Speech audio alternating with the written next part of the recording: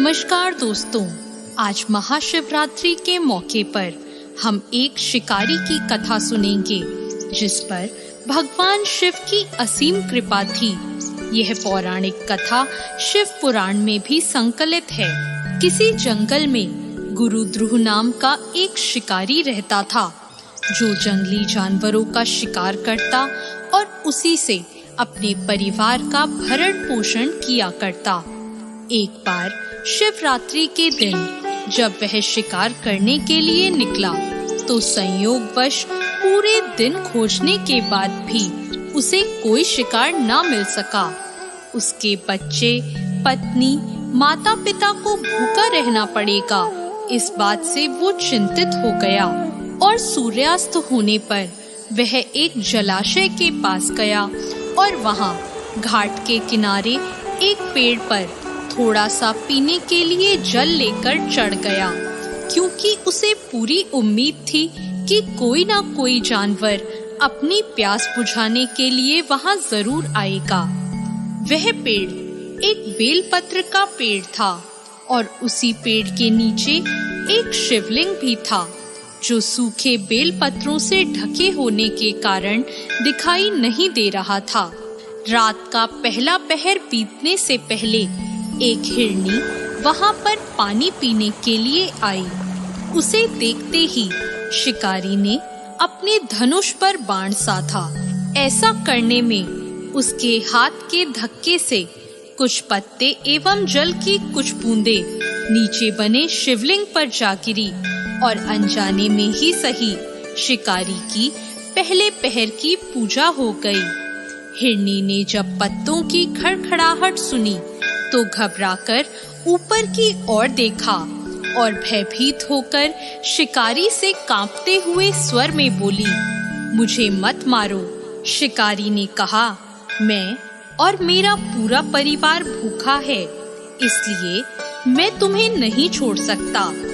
हिरनी ने वादा किया कि वह अपने बच्चों को अपने स्वामी को सौंपकर वापस यहाँ लौट आएगी, तब वह उसका शिकार कर ले। शिकारी को उसकी बात पर विश्वास नहीं हो रहा था। उसने फिर शिकारी को यह कहते हुए अपनी बात पर भरोसा करवाया कि जैसे सत्य पर ही धरती टिकी है, समुद्र हमेशा मर्यादा में रहता है और झरनों से जल धाराएं गिरा करती हैं, वैसे ही वह भी सत्य बोल रही है।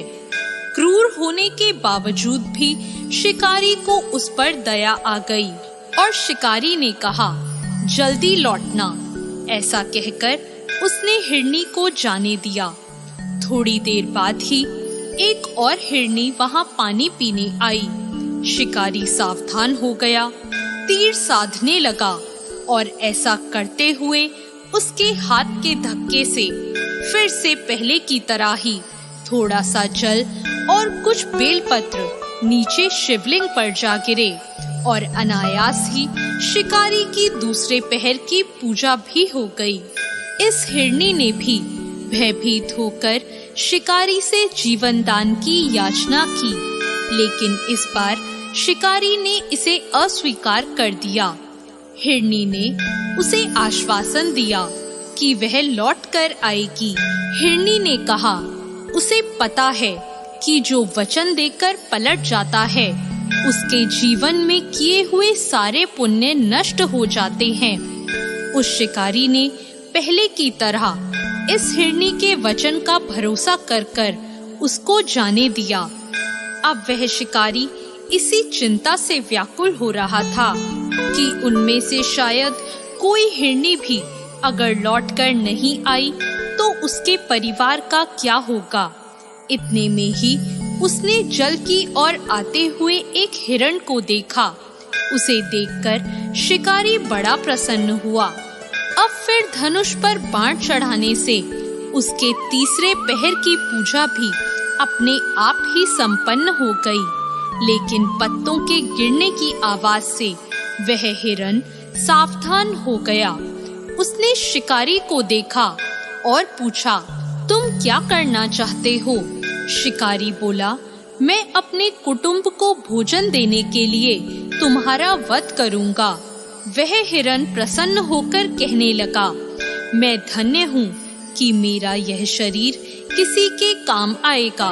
परोपकार से मेरा जीवन सफल हो जाएगा, पर कृपया कर अभी मुझे जाने दो, ताकि मैं अपने बच्चों को उनकी माता के हाथ में सौंपकर उन सबको धीरज बंधाकर वापस यहाँ लौट आऊं। शिकारी का हृदय पूजा के कारण अपने पापों को धो चुका था और शुद्ध हो गया था, इसलिए वह विनम्रता पूर्वक बोला, जो यहाँ आए सभी बातें बनाकर चले गए और अभी तक नहीं लौटे। यदि तुम भी झूठ बोलकर चले जाओगे तो मेरे परिजनों का क्या होगा? अब हिरन ने भरोसा दिलवाते हुए कहा कि अगर वह लौटकर नहीं आया तो उसे वह पाप लगे जो उन लोगों को लगता है जो सामर्थ्य रहते हुए भी दूसरों का उपकार नहीं करते। शिकारी ने कहा, ठीक है, लेकिन शीघ्र ही लौटकर आना। रात्रि का अंतिम पहर शुरू होते ही शिकारी के हर्ष की सीमा न थी, क्योंकि उसने उन सब हिरन हिरनियों को अपने बच्चों सहित एक साथ आते देख लिया था। उन्हें देखते ही उसने अपने धनुष पर बाण रखा और पहले की ही तरह चौथे पहर की भी शिव पूजा संपन्न हो गई। अब उस शिकारी के भगवान शिव की कृपा से सारे पाप भस्म हो गए, इसलिए वह सोचने लगा, ओह, ये पशु तो धन्य हैं, जो ज्ञानहीन होकर भी अपने शरीर से परोपकार करना चाहते हैं। लेकिन धिक्कार है मेरे जीवन को, जो मैं अनेक प्रकार के कुकृत्यों को करके अपने परिवार का पालन करता रहा।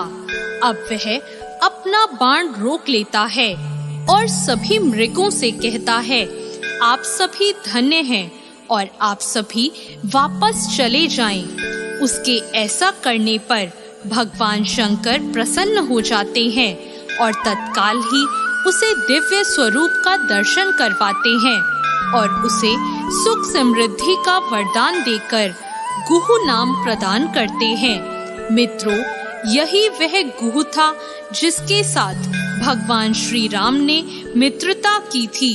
भगवान शिव के भक्तगण बड़ी श्रद्धा से उन्हें शिव शंकर, भोलेनाथ, महादेव आदि नामों से संबोधित कर उनकी पूजा अर्चना करते हैं। ऐसे भगवान शिव और भगवान शिव की महिमा को हम सब सदैव प्रणाम करते हैं। आप सभी को महाशिवरात्रि की हार्दिक शुभकामनाएं।